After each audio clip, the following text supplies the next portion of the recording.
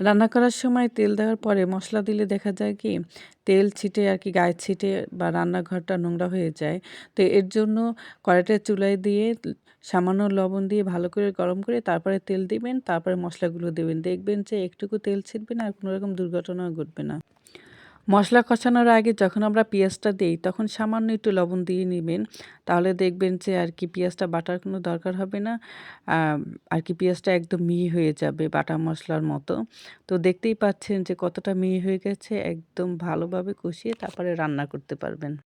ভাজাভাজি ঝামেলা ছাড়াই কিন্তু পোলাও খুব সহজেই রান্না করতে পারবেন। তো এখানে কিন্তু তেলের মধ্যে আমি সব মসলা ভালো করে ভেজে নিয়েছি। আর এই পানির মধ্যে কিন্তু সব মসলা আর কি আদা বাটা, রসুন বাটা, লবণ দিয়ে নিয়েছি। তারপরে কিন্তু এই তেলটাকে ঠান্ডা করে দিয়ে নিয়েছি। এভাবে কিন্তু রান্না করতে পারবেন।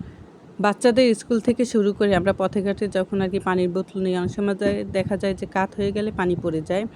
তো একটা সেফটি পিন একটা রাবারের সাথে ভালো করে গেঁথে তারপর যে ব্যাগে বোতলটা নেওয়া হবে সেই বোতলে আর কি সেই ব্যাগের এক পাশে আর কি ভালো করে গেঁথে রাবারটাকে বোতলের সাথে আটকে দিলেই যে কোনো জায়গায় একদম ইজিভাবে নিতে পারবেন। দেখবেন যে একটুকু পানি পড়বে না আর কি বোতলটা কাত হবে না। তো আমার এই টিপসটা কেমন লাগলো অবশ্যই জানাবেন। জিন্সের প্যান্ট পরতে গেলে দেখা যায় যে বোতাম সহজে আটকানো যায় না। বিশেষ করে বাচ্চাদের অনেক সমস্যা হয়। তো এর জন্য একটা সেফটি পিনের নিচের অংশে বোতামটাকে আটকিয়ে তারপরে যে বোতামের গাঁট থাকে সেখান থেকে সেফটি পিনটাকে বের করলেই বোতামটা এসে যাবে। তো আপনারাই দেখতে পাচ্ছেন যে কিভাবে আমি এটা আর কি আটকালাম। খাসির মাংস মজাদার করতে হলে রান্নার আধা ঘন্টা আগে লবণ দিয়ে ভিজিয়ে রাখতে হবে আর কি পানির মধ্যে।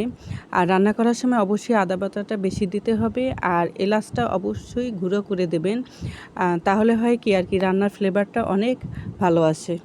মাছ ভাজার ফ্রাই প্যান অথবা কড়াই যদি তেল চিপচিপে না থাকে তাহলে দেখা যায় যে মাছ ভাজতে গেলে মাছটাকে উল্টানো যায় না। এর জন্য এর আগে ফ্রাই প্যান বা কড়াইতে একটু লেবুর রস দিয়ে তারপরে তেল দিয়ে ভালো করে গরম করে নিতে হবে। তারপরে একটার পর একটা মাছ দিলে দেখবেন যে খুব সহজেই উল্টানো যাচ্ছে, কোনো রকম ঝামেলা হবে না।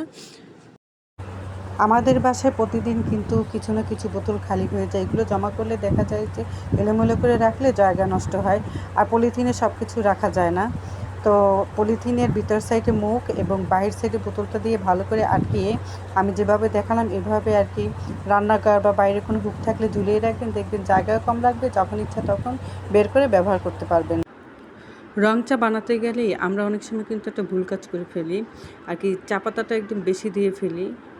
যখন বেশি হয়ে যায় তখন দেখা যায় যে চাটা খেতে গেলে তিতা লাগে, খেতে ভালো লাগে না। তো এই তিতাটাকে দূর করতে হলে সামান্য একটু লবণ দিয়ে গুলিয়ে নেবেন, তাহলে আর থাকবে না তিতা ভাব।